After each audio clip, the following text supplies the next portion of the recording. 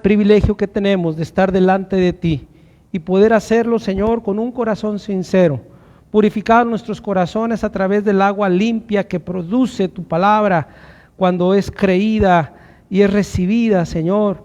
Y gracias, Padre, porque tenemos libertad para acceder ante tu presencia bendita a través de ese camino nuevo que es nuestro Señor Jesucristo, para así poder, Padre,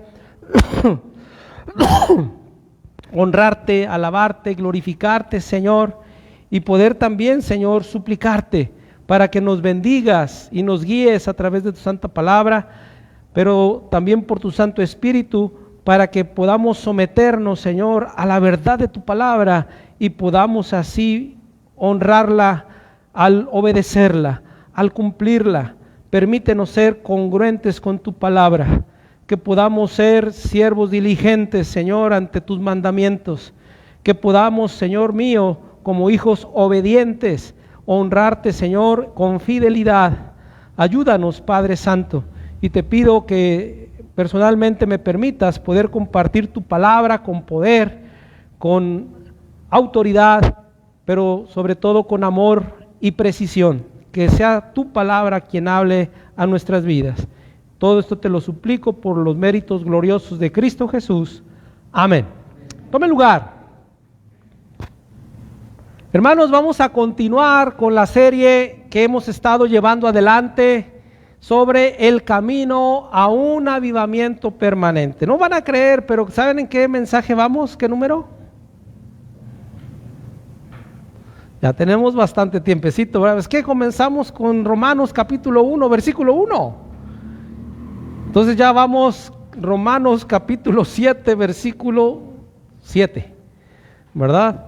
O sea, hemos ido versículo por versículo, queriendo compartir de manera expositiva y consecutiva la palabra de Dios, y obviamente esto nos está llevando, no propiamente a alargarnos, hermanos, pero yo creo que nos está llevando a profundizar en las verdades gloriosas que están expresadas aquí en las Escrituras, para mantenernos en el camino del Señor avivados, fervientes a través de cada una de las verdades y las promesas dadas por Dios en cada uno de los textos que hemos estado analizando poco a poco, ¿verdad? Vamos hoy ya a iniciar esta serie, o esta parte más bien, del capítulo 7, hermanos, que tiene como subtítulo ahí en el versículo 7 arribita, ¿qué dice en sus Biblias? Porque en la Biblia sí dice, en la mía sí dice: el pecado que mora en mí. Quiero decirte que esta porción de la carta de Pablo de Romanos 7, del 7 al 25, muchos la han malinterpretado de una forma tal en la que a través de ella justifican su mal proceder. Porque a través de lo que Pablo está explicando aquí, de repente dicen, bueno, es que me hago como Pablo. Yo quiero el bien, pero como el pecado mora en mí, termino haciendo lo malo que no quiero hacer. De manera que pues sigo diciendo malas palabras, sigo robando, sigo mintiendo, sigo adulterando, porque el pecado mora en mí, pero soy cristiano, soy un hijo de Dios. Pues déjame decirte que no es así. El cristiano verdadero, sabemos, hermanos, que ha sido llamado a la santidad. El cristiano debe santificarse. Pero obviamente esta labor es un trabajo que tenemos que hacer junto con el Señor. Por eso nos nombra colaboradores. Colaborar, o sea, trabajar con. Dios no trabaja para nosotros. Yo soy el que debo trabajar con Él, en lo que Él está queriendo hacer en mí. ¿Qué quiere hacer en mí, hermanos? Pudiéramos decir nosotros su voluntad, ¿verdad? Pero la Escritura nos expresa que la voluntad de Dios es que yo me asemeje a Jesús, que yo sea semejante a Cristo. Quiere decir que su voluntad es que yo sea como Cristo. No por nada nos reconocemos como cristianos, ¿no? Un cristiano es aquel que se parece a Cristo. Ese es un cristiano, el que sigue a Cristo, el que se asemeja a Cristo. No nada más como mote, ¿verdad? Mira, ahí va un cristiano, borracho. Eso no es un cristiano para empezar, ¿verdad? No puede ser un cristiano y borracho, ¿verdad? Puede ser que sea una persona que vaya a una iglesia cristiana, pero un cristiano dice que esa forma de vivir ya quedó en su pasado. Si ese supuesto pasado es tu presente, entonces no ha habido un nuevo nacimiento. No has nacido de nuevo en tu espíritu. Por lo tanto, sigues en tus pecados. Por lo tanto, el llamado de Dios para ti es que te arrepientas y creas en Jesucristo para nacer de nuevo. Porque el que no nace de nuevo no puede ver el reino de Dios. Entonces, evidentemente, hermanos, la Escritura nos hace hincapié respecto a esta verdad básica, pero que debe de ser recordada constantemente, hermanos, porque a veces tendemos a ser olvidadizos. Pero decíamos que estos pasajes han sido tan mal interpretados o un pretexto para justificarse lo malo que somos, para decir, mira, pues aquí hasta Pablo dijo, mira Pablo. Pues vamos a ir poco a poco para ir reconociendo realmente qué es lo que Pablo está enseñando a través de estos textos. Y por eso vamos a comenzar, hermanos, hablando solamente del versículo 7. Es que hay tanto que decir, hermanos, pero vamos a ver solamente Romanos 7:7. Pero antes de eso, déjenme decirles lo siguiente. En los capítulos 3 al capítulo 7 que vamos, hermanos, de Romanos, se entretejen de una manera tan extraordinaria los temas de la fe, la gracia, el pecado, la justicia y la ley. Y en cuanto a este último, que es la ley, Pablo ha establecido que la ley no puede salvar. En los capítulos del 3 al 5 dio cátedra ahí Pablo para confirmarnos que la ley no puede salvar a nadie, que la ley no puede santificar, esto lo vimos en el capítulo 6, y que además no puede condenar a un creyente. O sea, la ley no me condena ya, porque ya no estoy bajo el régimen de la letra, sino bajo el régimen del Espíritu, que fue lo que vimos al último en Romanos 7 del 1 al 6. De hecho, el versículo 6 se lo dice, ¿verdad? Pero ahora estamos libres de la ley por haber muerto para aquella en que estábamos sujetos, de modo que servimos bajo el régimen nuevo del Espíritu y no bajo el régimen viejo de la letra. Ahí nos quedamos, ¿se acuerdan? Bueno, a lo mejor no se acuerdan porque como que se alargó la última vez que estuvimos aquí, ¿verdad? Hablando de este tema. Pero por cuestiones de salud, hermanos, ustedes saben lo que pasó. Pero aquí fue donde nos quedamos, en el versículo 6 de Romanos 7. Ahora vamos a abordar el versículo 7, ¿verdad? En tiempos del Nuevo Testamento, hermanos, los rabinos judíos habían resumido la ley escritural en 613 mandamientos, los cuales estaban compuestos de 248 mandatos y 365 advertencias, lo que muchos piensan que son prohibiciones. Si Dios dice, no matarás, muchos dicen, no, Dios está prohibiendo matar. O no mentirás, Dios me prohíbe mentir. Dios te está enseñando que no lo hagas para que tú obtengas un bien.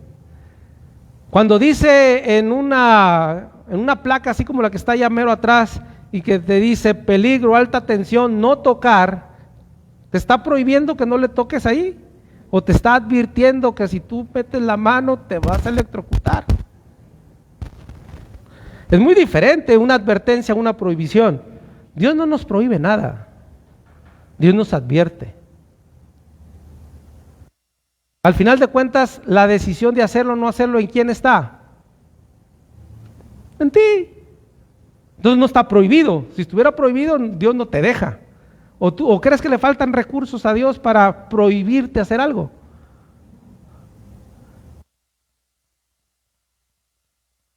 A Él no le faltan recursos. Por lo tanto, te advierte. Pero te dice, si tú metes la mano te va a ir mal. O sea, simple. Si tú no me obedeces, te va a ir mal. Si tú no atiendes a la advertencia, te va a ir mal. Pero bueno, son 365 prohibiciones o advertencias. Yo quiero reconocer que son advertencias. ¿Cuántos días tiene el año? 365, curiosamente, ¿no? 365 advertencias. Una para cada día para que... Sí, ¿verdad? A veces sucede ese detalle, sí. Pero bueno, los rabinos habían añadido incontables condiciones e interpretaciones prácticas según ellos, ¿verdad? Los intentos permanentes por cumplir con todas las leyes y las tradiciones llegaron a crear una forma de vida extenuante, hermanos, que desgastó a todo judío, incluyendo a los más justos. Fíjense, hermanos, cómo Pedro se expresó, el apóstol Pedro, de esta situación en relación a vivir sujeto siempre a la ley. Hechos 15:10. Vamos a ver, hermanos, esta referencia.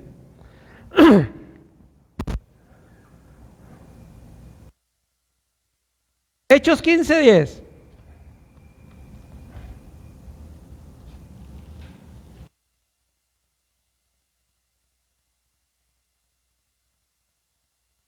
Alguien que lo lea, por favor.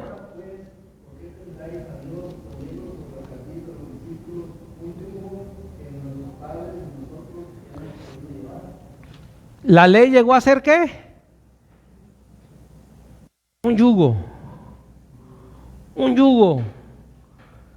Que ni sus padres, o sea, los antepasados, ni los judíos presentes, ¿qué? Habían podido cumplir. Es lo que quiere decir, ¿verdad?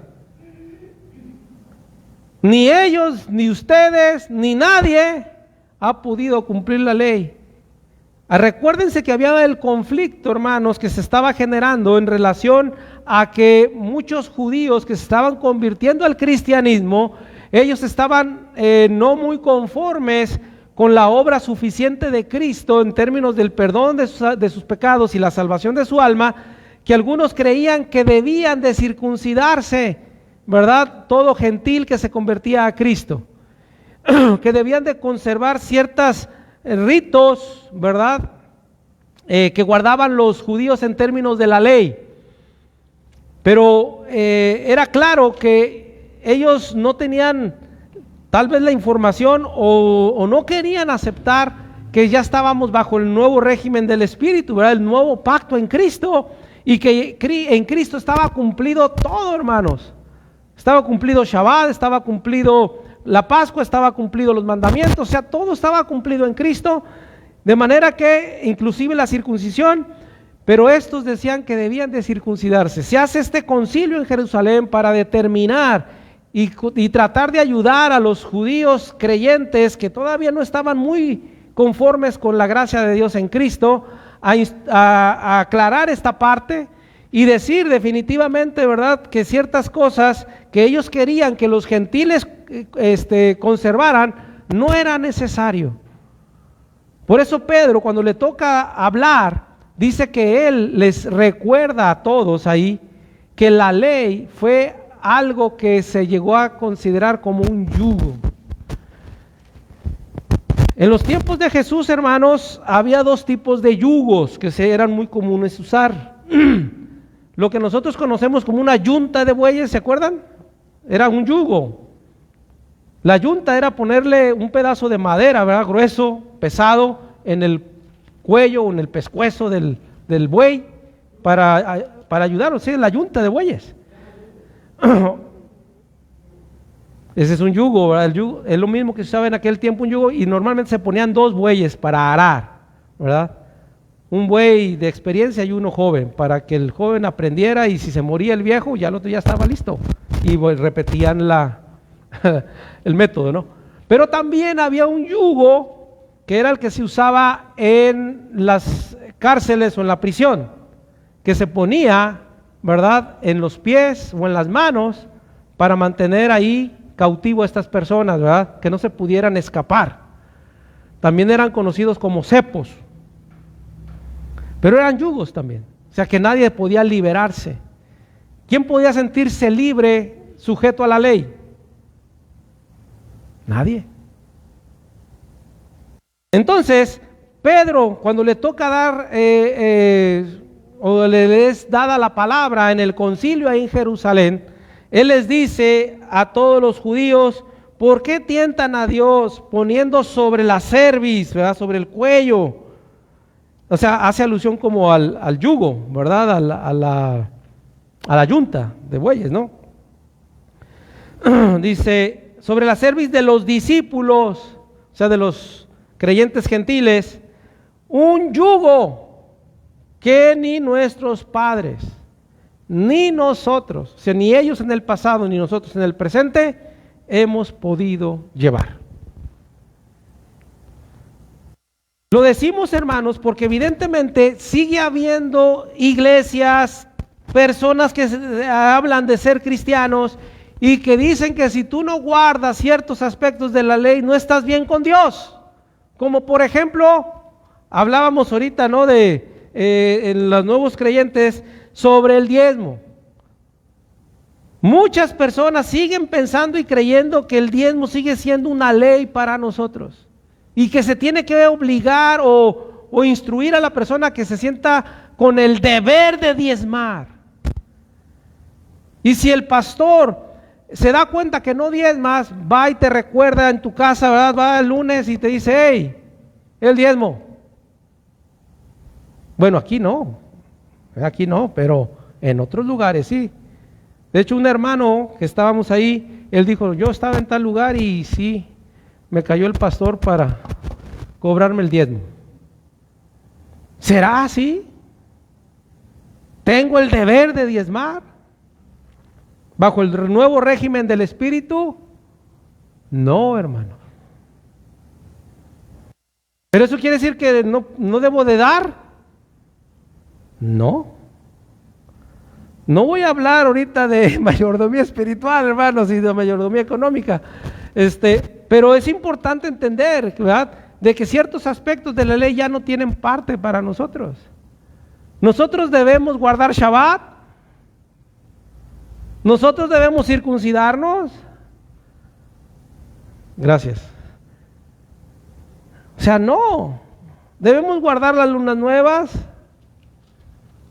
¿Sacrificar un cordero? No. Por eso, hermanos, era muy importante para Pablo querer explicar esta parte respecto a la ley, porque muchos judíos que vivían en Roma estaban con este conflicto. Aunque estaban siendo instruidos en la verdad del nuevo pacto, del Nuevo Testamento, tenían conflicto respecto a estas cosas. Y Pablo empieza pues a seguir explicando y ampliando el concepto de lo que realmente Dios enseñaba como parte ya del nuevo pacto, y cómo el antiguo pacto, conocido como la ley, tenía que quedarse, ¿verdad?, ya como un aspecto cumplido, no invalidado, sino cumplido. No sé si se reconoce la diferencia.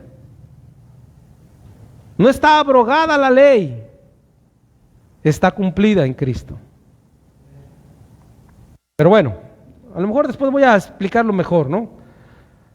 Pero voy a avanzar, porque si no... ¿Por qué Dios, hermanos, dio a su pueblo una ley que le era imposible cumplir? ¿Por qué creen, hermanos? Aquí sí que me gustaría que me ayuden. ¿Por qué Dios le dio a su pueblo Israel una ley que les era imposible cumplir?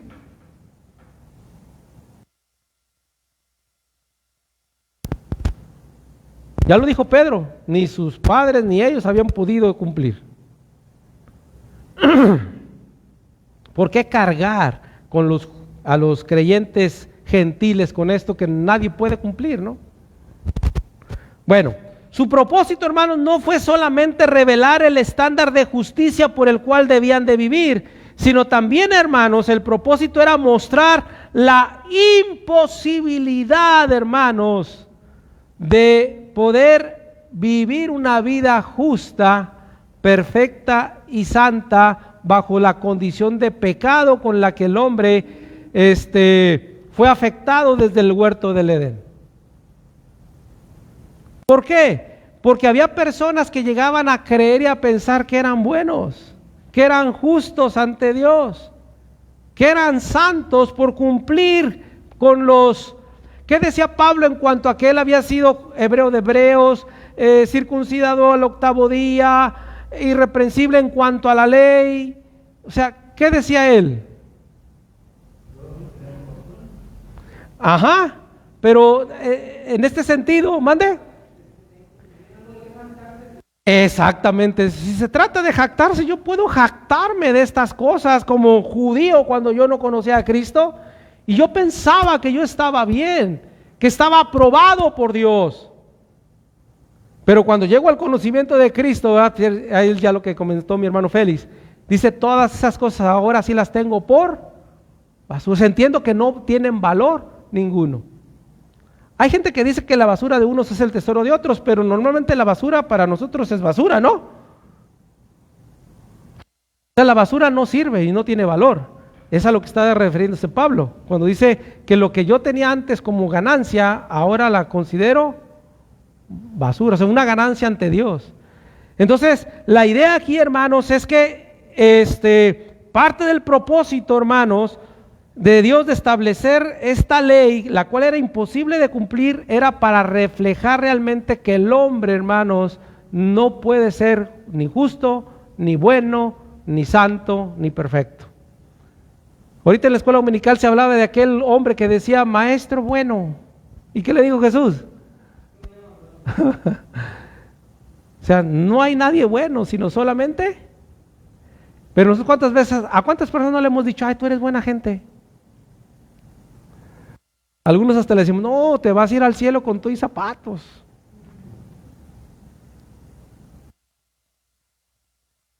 Pero en realidad, hermanos, o sea, ¿por qué la gente dice eso? Porque recibieron un bien, ¿verdad? Un favor. Entonces, como que queriéndole acreditar que por haber obrado en favor de esa persona, se merece ir al cielo, ¿no? Pero ¿qué dice Dios? No hay obra que te justifique ante Dios. O sea, una obra de Dios a través de la ley dice, no hay obra que pueda cumplir el estándar de perfección que la ley exige ante Dios. ¿Ah? Entonces,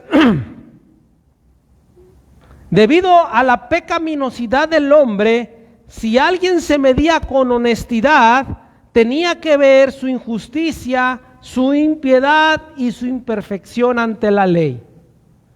O sea, yo me siento, o sea, yo siento que soy justo, pero iban a la ley y ¿qué? ¿Qué les decía la ley? Eres injusto. No, es que yo creo que soy una buena persona. Ibas ante la ley y decía que no eras buena persona. ¿Ah? O sea, esta era parte del propósito, que el hombre no llegara a sentirse, ¿verdad? Que por sus propios méritos podía alcanzar la justicia de Dios, ¿verdad? Básicamente. Entonces, la ley no fue dada para mostrar a los hombres cuán buenos podían llegar a ser, sino todo lo bueno que no podían ser. O dicho de otra manera, la ley, hermanos, les demostraba todo lo malo y lo perversos que sí podían llegar a ser. Es lo que muestra la ley. La ley no te dice cuán buen ciudadano eres, sino la ley te dice que eres ¿qué? Incumplido porque no atiendes a todos los requerimientos que la ley. O sea, te llaman defraudador de impuestos, te llaman ladrón, o sea, te revela todo lo malo que puedas llegar a ser. Ese es el punto, ¿verdad? Entonces, tras declarar que los creyentes están muertos a la ley, esto es, libres de la ley, para servir bajo el régimen nuevo del Espíritu, Pablo quiere aclarar dos cosas muy importantes. La primera, hermanos, vamos a leer ahora sí el versículo 7, la primera parte de Romanos 7:7. ¿Qué dice?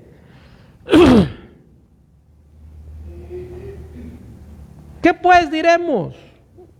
A ver, hermano.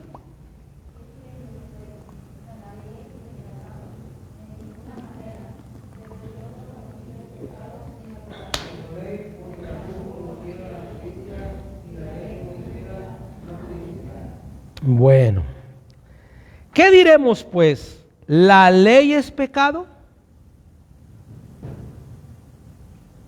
¿La ley es pecado?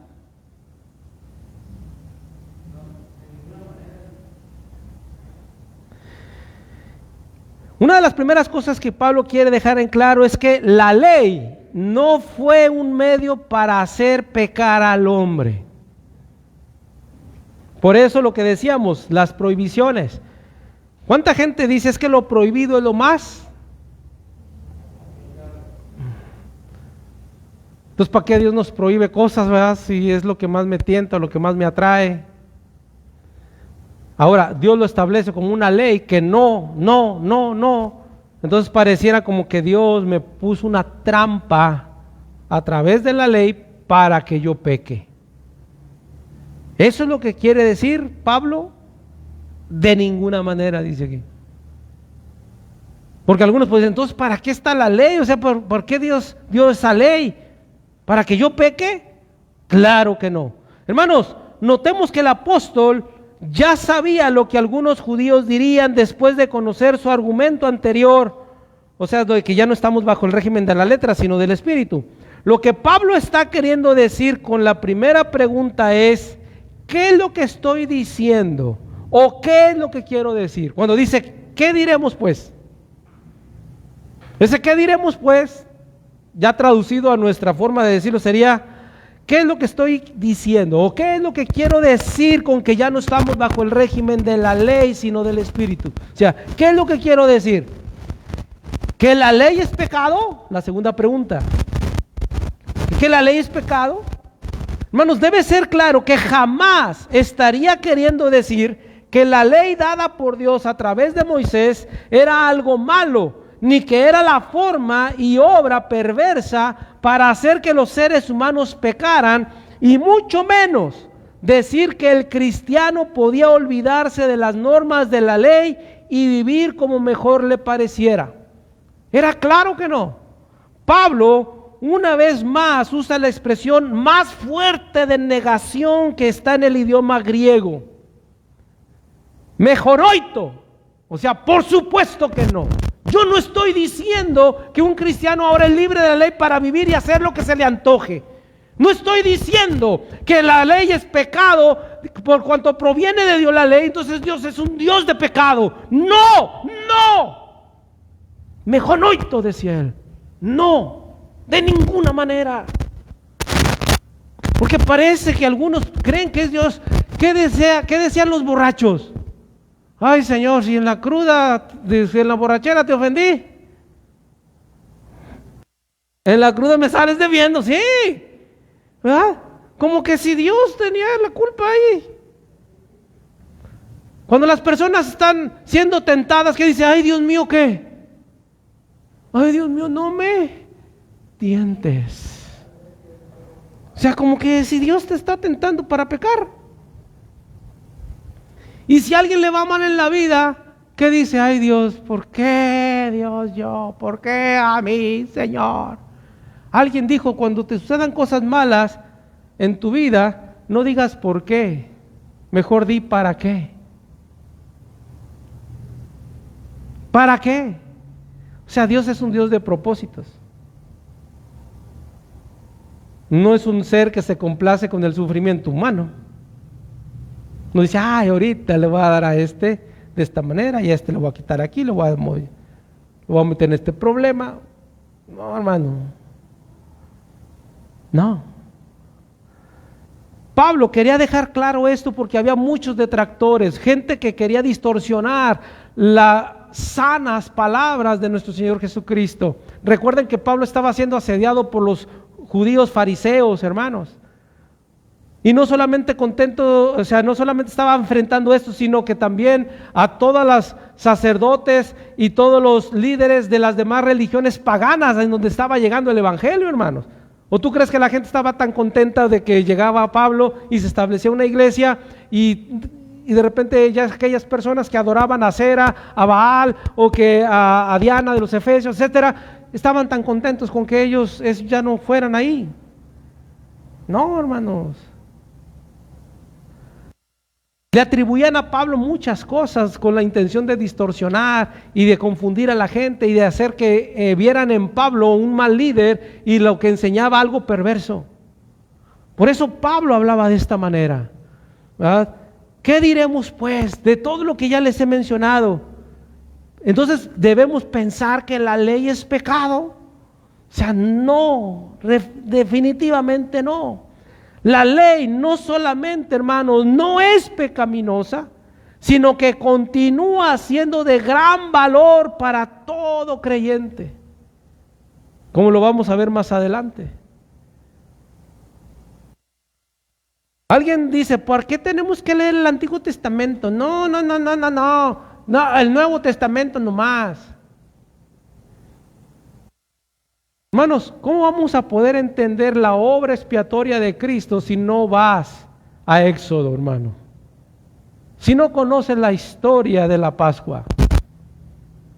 Y no solamente la historia, o sea, lo que enseña la celebración de la Pascua.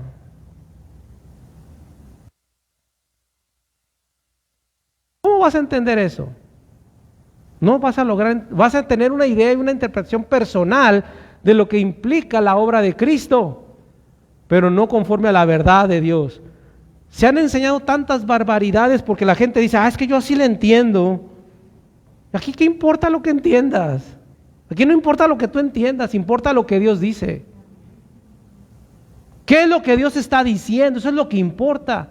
Para que yo, ¿cómo se llamaba el título de la lección del estudio de hoy? ¿Qué quieres? ¿Que te hablen la verdad o que te rasquen la oreja?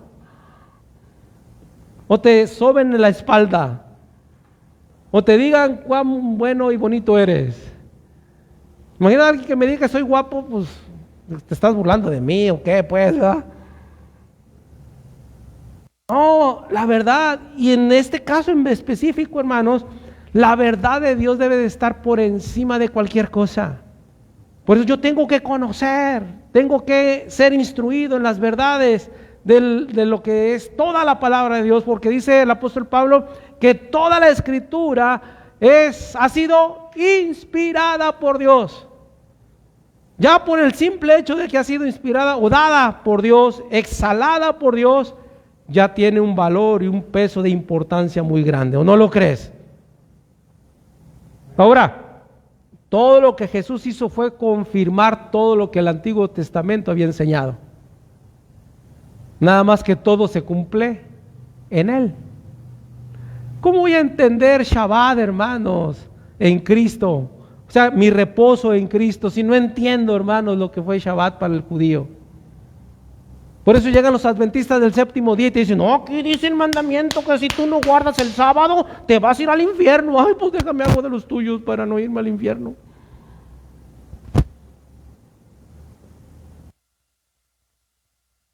Porque el que no guarde Shabbat, que muera irremisiblemente. Entonces, ya estamos.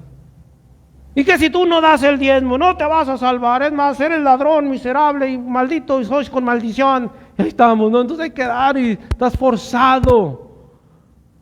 Cuando eso debe ser una ofrenda a Dios. Si tú crees que debes dar el 10%, déalo como una ofrenda, no como ley. ¿Me explico? Tan es así que cuando no das, ¿quién te va y te cobra?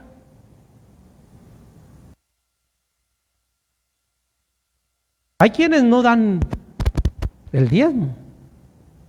Es su decisión. Cada quien sabe lo que da. Dios sabe lo que das.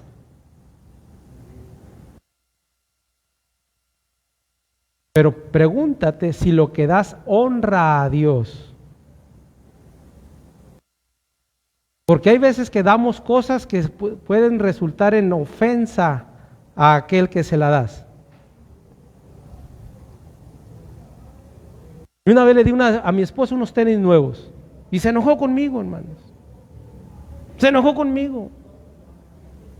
A lo mejor tú también te vas a enojar conmigo, porque le compré los tenis más chafas y baratos que encontré en la zapatería. y yo me compré unos... no. ¿Les ha pasado? ¿Verdad que no te sientes contento con un regalo de unos zapatos chafas y corrientes y baratos? Y ves a tu esposo con sus zapatos nuevos, ¿verdad? Pero de marca, 2,000, 3,000 pesos. Y los de mi esposa me costaron 120 pesos. Dice el hermano.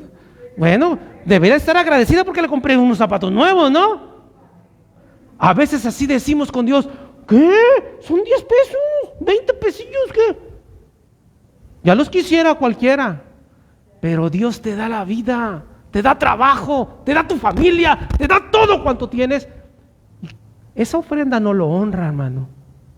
Disculpen, si alguien se siente agraviado por mí, pero la Biblia enseña que tú debes de honrar a Dios con lo que das. Claro, si es todo tu sustento es otra cosa, pero tú sabes lo que Dios te ha bendecido. Dice la Biblia, cada uno según como haya prosperado, debe de guardar esa parte y darla al Señor para honra y gloria de Dios. Por eso muchas veces empobrecemos, hermanos, y no me refiero económicamente, en todas las áreas de tu vida. Y mira que estoy hablando del dinero que normalmente no lo hago, pero pues es que se trató el tema ya con los nuevos creyentes y tengo fresco el asunto. Pero hermanos, pero es lo mismo con tu canto, con tu tiempo. Yo digo, pobres de las iglesias hoy que tienen culto en la tarde, la gente no va a ir, hermanos. Pero qué triste y vergonzoso que muchos que se dicen cristianos y que aman a Dios no van a ir a adorar a Dios porque va a jugar México contra Inglaterra. Qué terrible, hermanos, y vergonzoso es eso. Nosotros ya la libramos, ¿verdad? Ya está que si no lo vamos a echar. Hermanos, yo voy a ir a la misión, voy a ver cuántos van a... Yo les voy a platicar cómo me va a ir en la huerta. Allá empezamos el culto a las 5 y terminamos a las 7:30, ya ven, poquito más. A ver qué va a pasar, hermanos, ya les platicaré. Pero hermanos, yo creo que es una buena prueba para mostrar si realmente amamos a Dios con todo el corazón, mente, alma y fuerzas. ¿O no? O sea, Dios es honrado a través de mi vida. Yo honro a Dios con mi tiempo, con mis recursos, mis habilidades. O sea, de esto se trata, hermanos. La ley me enseña la esencia de todas estas cosas, hermano. No me establece que yo debo guardarlas por ley, pero me enseña la esencia del por qué puedo hacerlo de corazón y voluntariamente. ¿Por qué santifico el primer día de la semana para la gloria de Dios, así como lo guardaban los judíos? Bueno, en teoría, hermanos, porque en hechos, híjole. Yo creo que ahora los judíos honran más el día sábado que antes. Hoy. Pero ya estaremos en nuevo pacto, ya no tiene valor. O sea, para Dios, hermanos. Pero bueno, hoy son más celosos el pueblo judío de guardar Shabbat que antes. Hermanos, pero ya estamos en nuevo pacto. Pero bueno, la cosa aquí, hermanos, Pablo quiere dejar claro que para los judíos ya la ley no tenía que vivirse como algo obligado, ¿verdad? Porque Cristo ya había cumplido y no podían cargar con eso a los creyentes gentiles, a los no judíos. Pero volvemos, Pablo quería que ellos entendieran esta parte porque para el judío era muy complejo dejar ese tipo de creencias, ¿no? Entonces, la ley, hermanos, cumple la función de convencer a toda persona que se considere a sí misma como alguien bueno, santo, justo, de que en verdad, hermanos, como personas somos malos, impíos e injustos delante de Dios. Es que yo merezco que me vaya bien. ¿Y de dónde mereces tú eso? Yo merezco una buena casa, yo merezco un buen trabajo.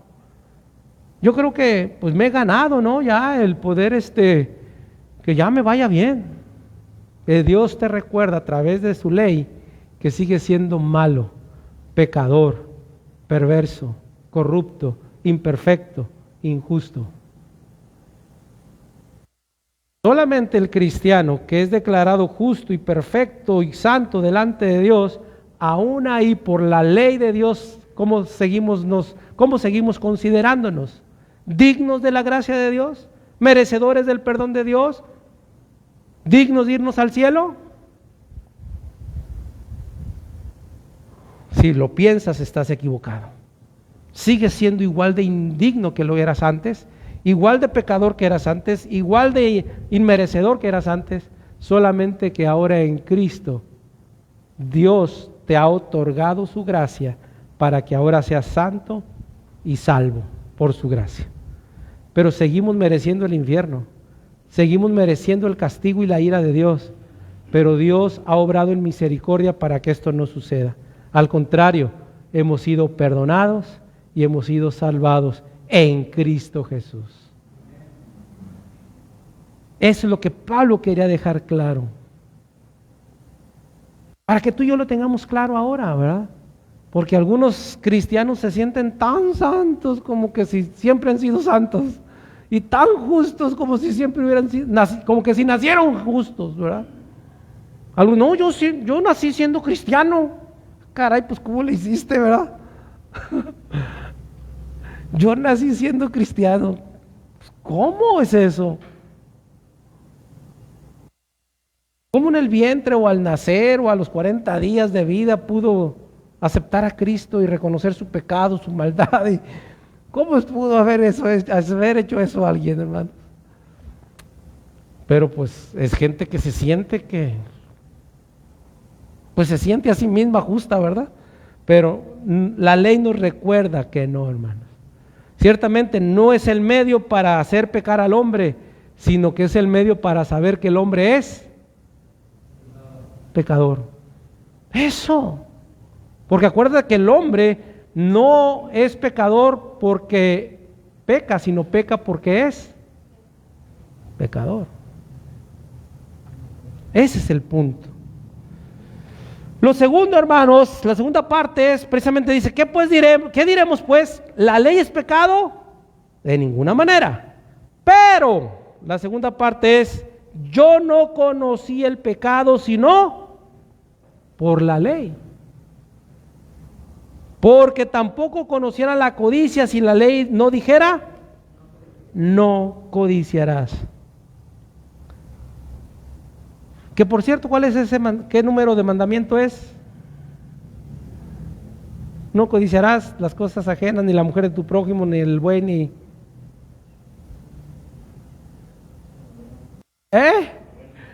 ¿El noveno? ¿Seguro? Se los voy a dejar de tarea ahora, hermanos. Vayan a Éxodo 20 y ahí van a verificar si el no codiciarás es el noveno o el 10º. Bueno, ustedes vean cuál número es. Ya me dicen. ¿Sale? Bueno, ¿qué dice entonces aquí Pablo? Que la ley lo que hace, hermanos, no es hacernos pecar, sino que la ley revela o da a conocer el pecado. Pablo, hermanos, comienza primeramente con un pero. Ese pero, hermanos, indica que sería blasfemo el sugerir que algo que proviene de Dios pueda ser deficiente y mucho menos perverso o pecaminoso. Por eso procede a explicar diciendo, yo no conocí el pecado sino por la ley. Fíjate qué interesante. Tú sabes o debes saber que todo lo que el hombre conoce acerca de Dios lo tuvo que recibir por revelación. O sea, Dios se lo ha dado a conocer. ¿Cómo puedes tú y yo saber que Dios es trino? O sea, hay una Trinidad en Dios. Porque a alguno se le ocurrió decir, ay, Dios ha de ser un Padre y un Hijo y un Espíritu Santo. Sí, yo creo que sí. Por eso, Dios es el creador y ha sido eterno desde la eternidad pasada, antes de que todo fuese. Sí, yo creo que sí. ¿Tú crees, hermano, eso? El hombre sabe estas cosas porque Dios se los ha revelado, se los ha dicho.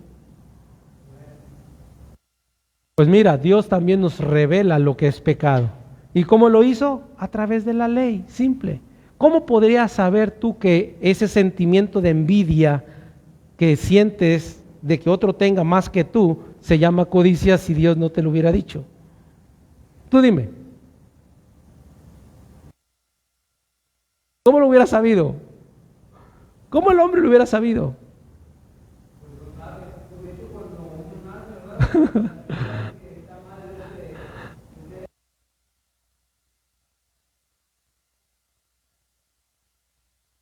O sea, lo practicas pero no sabes que es pecado.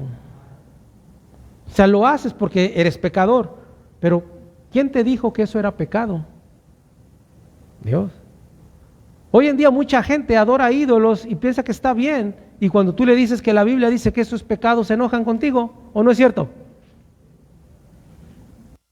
Pues aunque se enojen, por amor vamos con ellos y les decimos, Dios prohíbe, no prohíbe, Dios enseña que la idolatría es pecado y que ese pecado te lleva al infierno porque dice que los idólatras no heredarán el reino de Dios, que ya tienen un lugar reservado en el infierno.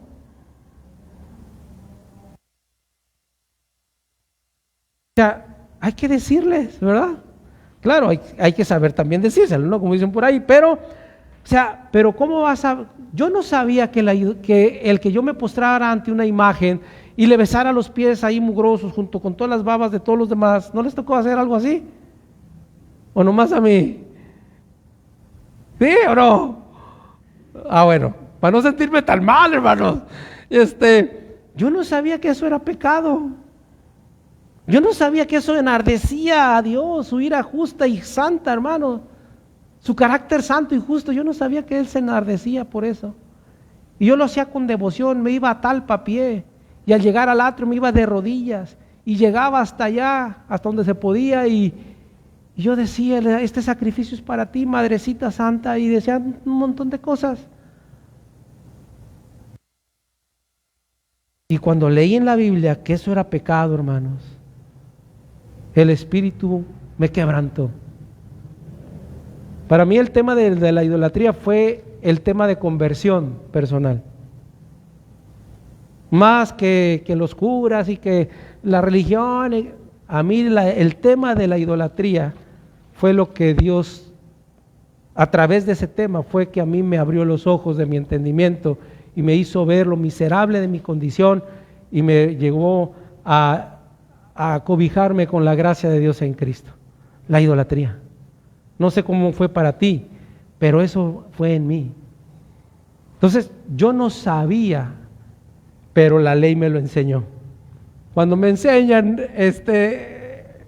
Éxodo 20, hermanos, ay, santo Dios, eso fue para mí, hombre, hermanos, revelador. Pues yo conocía los 10 mandamientos. ¿Conoce los 10 mandamientos? Sí. A ver, amarás a Dios sobre todas las cosas, santificarás las fiestas, no tomarás el nombre de Dios en vano. Y a ver, ¿lo has leído en la Biblia? No. A ver, lea aquí. ¿Qué dice ahí? 10 mandamientos. Y empecé a leer. Ah, hermano, tremendo. Y empezó una lucha en mi corazón y en mi mente, hermanos, sobre qué hacer. Si hacía caso a lo que Dios decía o lo que la religión me enseñaba. Pero el Espíritu me persuadió y me dijo, hazle caso a Dios. Y fue lo que hice, hermanos. Dije, si la palabra es de Dios, le voy a hacer caso a Dios. Y empecé a buscar realmente a Dios a través de su palabra, pero Él ya me había buscado primero, hermanos. No sé, ¿verdad? Cada quien tiene su propio testimonio, ¿no? Pero hermanos, qué maravilloso es darte cuenta que la ley sigue siendo buena, porque ella te revela lo que es pecado. Por ejemplo, ahorita con esto de la diversidad de género, la Biblia habla que la homosexualidad, el lesbianismo y todas esas locuras que están hablando de los diferentes tipos de expresiones de sexualidad, dice que es pecado. Y no somos homofóbicos ni estamos pretendiendo pensar que, o hacer creer a otros, ¿verdad?, que tenemos nosotros aversión contra personas que tienen una distorsión de su sexualidad. No, simplemente queremos decir que así como una persona roba, así como una persona miente, así como una persona que es homosexual, su forma de vida es pecaminosa, nada más. Eso es pecado ante Dios, nada más, es pecado. De hecho, deberemos mostrar el mismo amor para una persona que es idólatra a una persona que es homosexual. El amor de Dios, me refiero.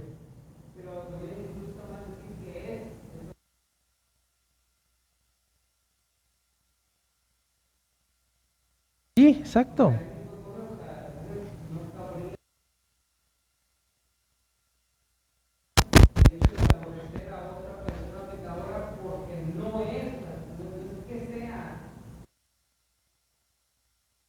Así es.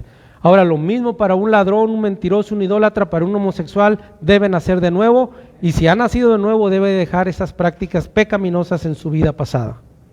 Porque el que está en Cristo, y las cosas viejas, y las nuevas, las nuevas, no dije así, las nuevas ahora las vivimos en Cristo, por el poder de Dios a través de su Espíritu que ahora mora en nosotros, ¿verdad? Eso es lo que tenemos que hacer, hermanos.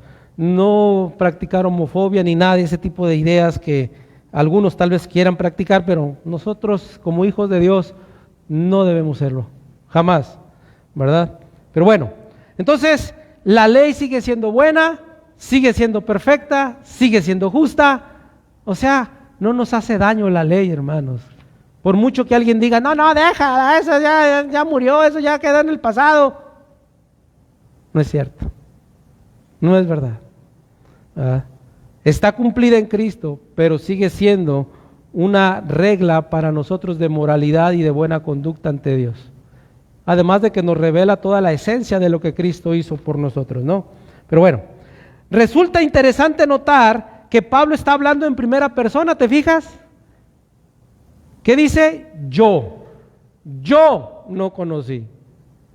No está diciendo, no, ustedes conocieron el pecado porque la ley se los enseñó. No. Qué bonito, ¿no? Que aquí él se está incluyendo. Está indicando que está dando su testimonio personal.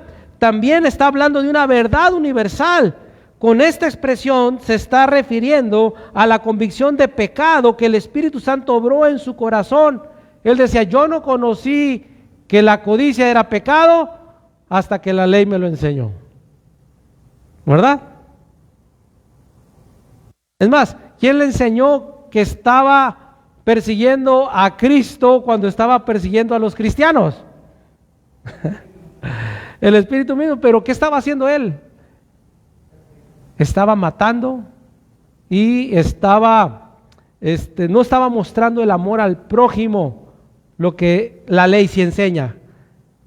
¿Se acuerdan? En el estudio pasado o antepasado se hablaba de el primer mandamiento, que era amar a Dios, pero el segundo, ¿cuál era?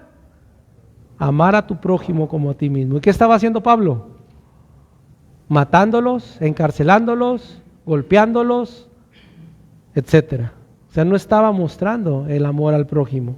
¿Quién se lo reveló? ¿Quién se lo hizo saber realmente? El Espíritu Santo. El Espíritu Santo trajo esa convicción a él. Pero bueno, entonces la tradición rabínica, hermanos, había exteriorizado la ley de Dios. Con esto bajaron el nivel de justicia para que fuera humanamente alcanzable. Pero Pablo se dio cuenta de que las exigencias de la ley no eran externas, sino internas, y que no las había cumplido. Simplemente el apóstol se dio cuenta de que no tomaba en cuenta la fe personal en Dios. Para él era suficiente vivir conforme a las exigencias externas y observables de las interpretaciones rabínicas de la ley. Por eso él se consideraba irreprensible según la ley. Allá en Filipenses 3 decía eso.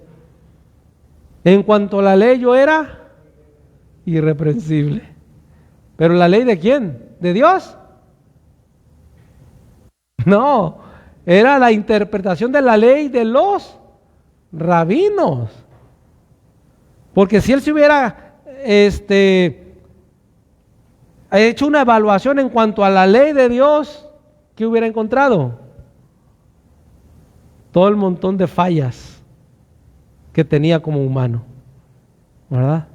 Pero ante la ley rabínica, ¿qué decía? Era irreprensible. Bueno, entonces, termino con esto. Sin la ley no hubiera manera de conocer ni juzgar con precisión lo malo, lo injusto y lo pecaminoso. La ley de Dios es lo único que revela el estándar divino de justicia y por esta vía nos capacita para ver cuán alejados estamos de la justicia, de la santidad, de la perfección de Dios y cuán inútil sería nuestros esfuerzos para poder alcanzar estas cosas por nosotros mismos. ¿Tú puedes ser justo por tus propios esfuerzos? ¿Santo?